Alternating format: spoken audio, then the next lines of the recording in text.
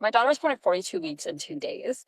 And people kept being like, when are you going to induce? When are you going to induce? And I said, whatever she wants to. Yeah. But I figured I'm like, she's just hanging on to be a Pisces.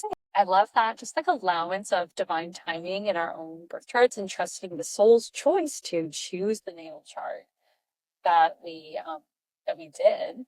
And therefore we're also choosing our transits as well because they're aspect to our natal chart. So that's really interesting. So we're born, we have our natal chart. Tell us about the first rite of passage that we go through astrologically.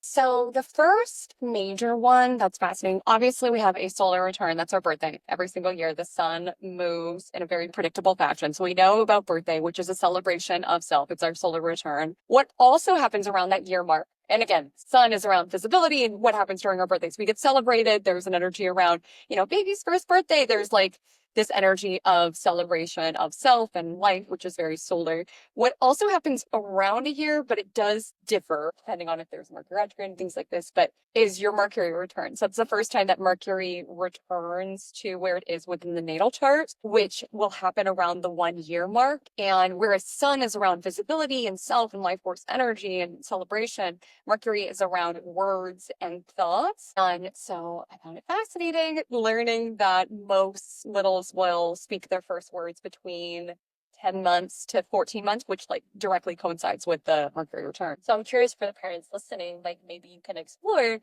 what was going on during that around that like 10 to 14 month period with your little one. Did they say their first word during that period? What was their communication like? And I would empower you to pull up their natal chart. I like to use the Time Passages app, but there's so many different apps and softwares you can use for free or without cost.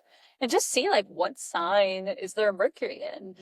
That will tell you a little bit more about how their voice is, how quickly or slowly they think, how they process intellectual things, but also like what does their voice sound like and how do they like to be communicated to? Like our first Mercury return is when we really get in touch with our words and our thoughts. And again, we have many Mercury returns. We all have them at like once a year. So even to a personal level, just observing, I always like around my Mercury return, it's really helpful to learn around certain topics that I want to dive into within that upcoming Mercury cycle or tap into certain things that I want to communicate. It's a time that we're more aware around our ability to be like messengers on this planet and want to share that.